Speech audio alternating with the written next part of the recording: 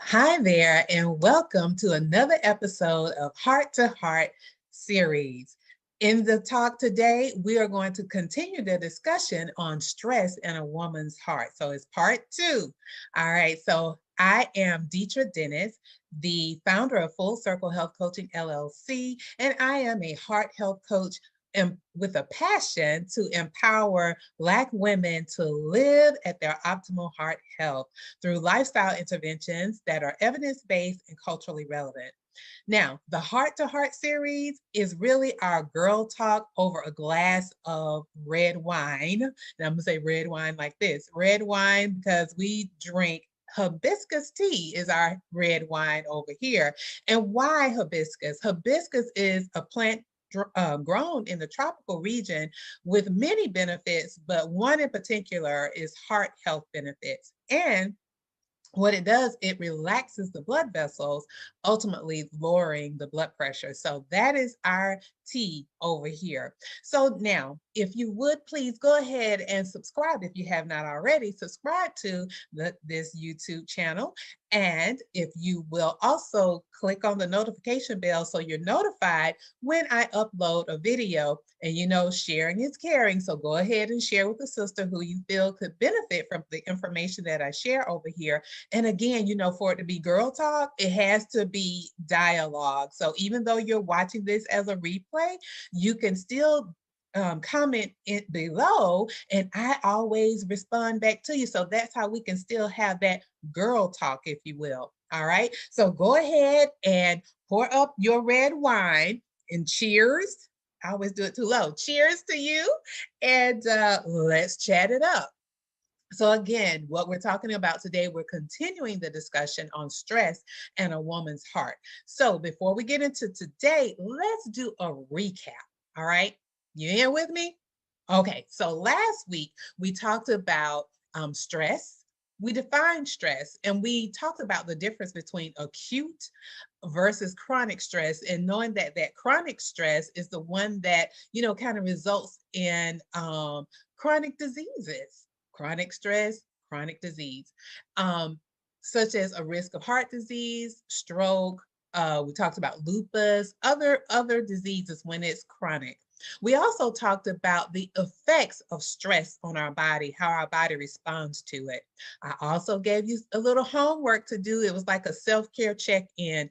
Number one, you rated what your stress level was from a level 1 to a 10. You also, you know, paid attention to your body of the responses that came about when you were in a stressful situation or if there were stressors, such as if your heart rate increased, you know, it may have changed your appetite. You may have been led to, you know, eat something that you normally wouldn't eat, things like that. What was it? And then the third part of that was what did you do to reduce that stress response for yourself? So, you know, I would love to see what happened in the comments. And I do thank you to those that did connect with me on social media, on Facebook, as well as commented on Facebook, how this information that I'm sharing is very valuable and what you needed. So that is my purpose. I'm here to be of service to you and to provide support again on this journey to an optimal heart health.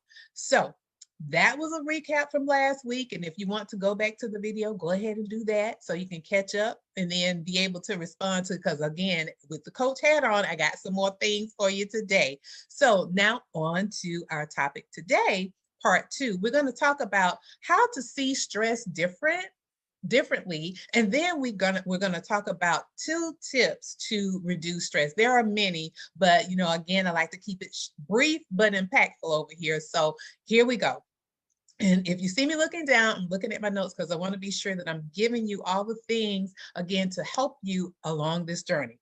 So one of the things, as I talked about, you know, in the recap, sometimes when you're in a stressful situation, it causes you to, you know, move toward or react by with poor, unhealthy behavior, right? And so with doing that, that increase your risk for heart disease and stroke.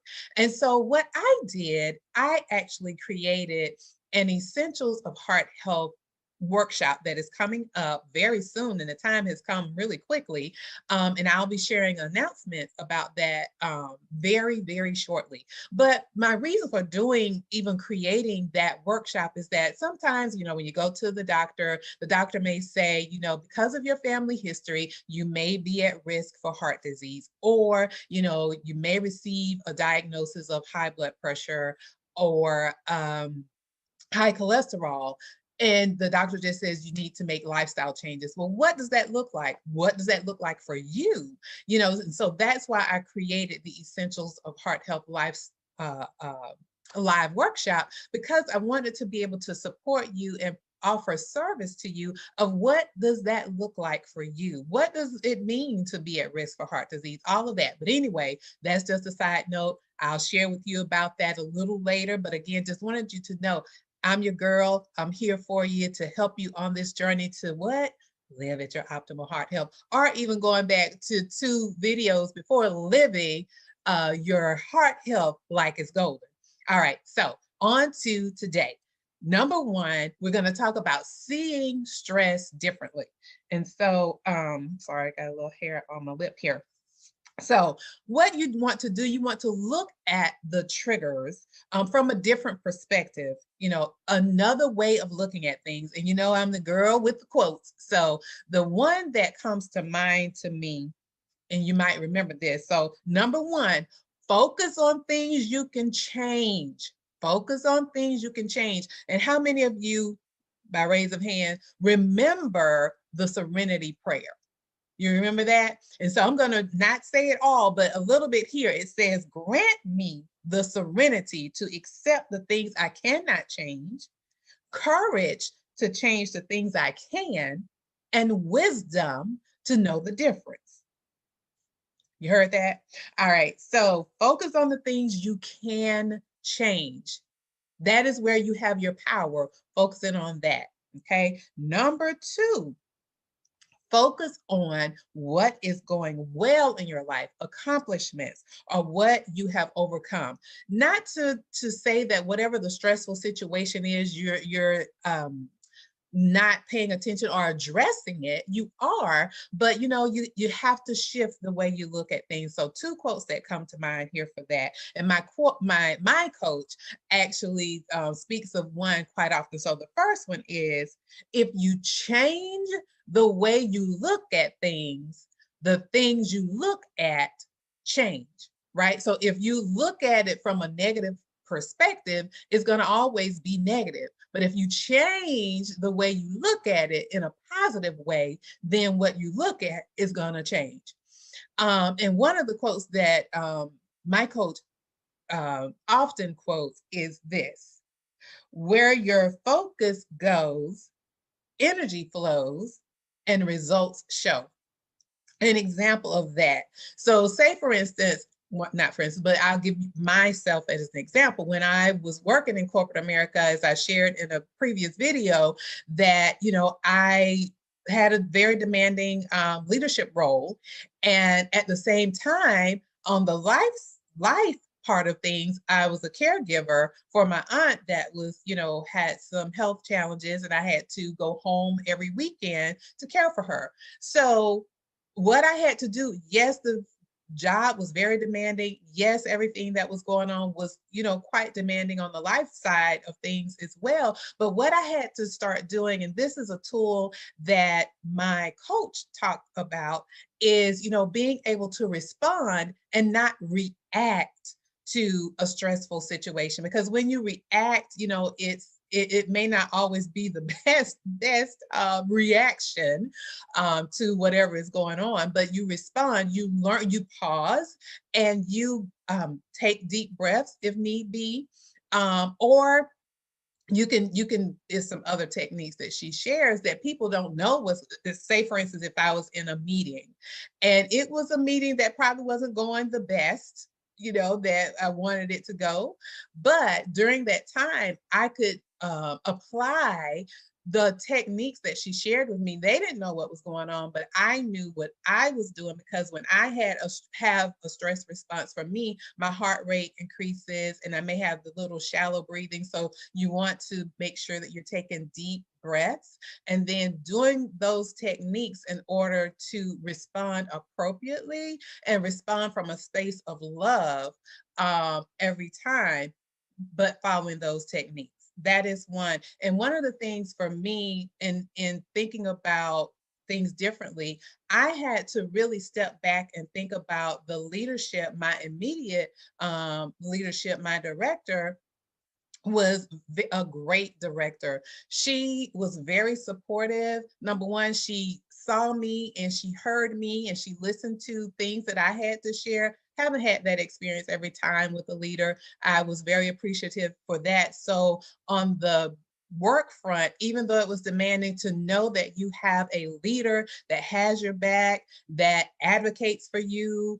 and your team, because I was in a leadership role. So she advocated for me as well as for my team. That spoke volumes to me. So I had to start looking at it different, having a supportive director. And then, as far as with the life side of things, she was very supportive and understood my commitment to my family as well. So she was very supportive there. So that's how I had to start looking at things differently. And whatever your situation is, again, stepping back so that you can look forward at what things you can appreciate, because what you appreciate appreciates. So what you have gratitude for, you have more things to be grateful for in the end. Okay. So I know I spend a little time on that with seeing things differently, but it's so important for us to change our perspective.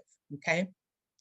And then, so that was see stress differently. And then the last thing is tips to reduce stress. Now, again, I only mentioned two. So, list two. The first one is keep a gratitude journal. And you can just simply go to the store or a dollar store and just get a notebook. If nothing else, if you don't have a journal, just get a notebook and write in there things that you're grateful for throughout the day. For me, I create gratitude throughout the day. So in the morning, when I wake up, I write in a gratitude journal, as well as, being grateful for waking up that morning, grateful for the opportunity to have use and activity of my limbs. All of those things that, your grandma probably used to say. Yeah, all of that. I wake up with gratitude throughout the day, finding those things to have to be grateful for and thankful for. And then at night, before going to bed, I do write in my journal of things that happened throughout the day that I was thankful for. So create or keep a gratitude journal. Lastly, make time to laugh. Laughter is the best medicine. Call up your girlfriend and get some kiki in on the line. Do that. Or find a comedy, be it a sitcom or a movie, things that will have that you can have that belly laugh. You know what I'm talking about there. Those are very healthy things for you. It changes the hormone levels, creating a better atmosphere and environment for your body when you can laugh. So those are the two things I wanted to share with you on today as we wrap up our conversation on stress in a woman's heart. Number one, see stress differently. And the thing with that is to focus on things that you can change, number one. And then number two, focus on what is going well. Those are the two things to see stress differently. And then to reduce your stress, again, there are other things that you can add here. I just wanted to highlight two. One, keep a gratitude journal and make time for laughter. So, I always enjoy the time with you today, and thank you for tuning in and coming over to this channel to watch what I have to say for our Girl Talk. So, I always like to remind you that you are the full circle, and within you is the power to create, nurture, and transform. And until next week, remember to tap into your power.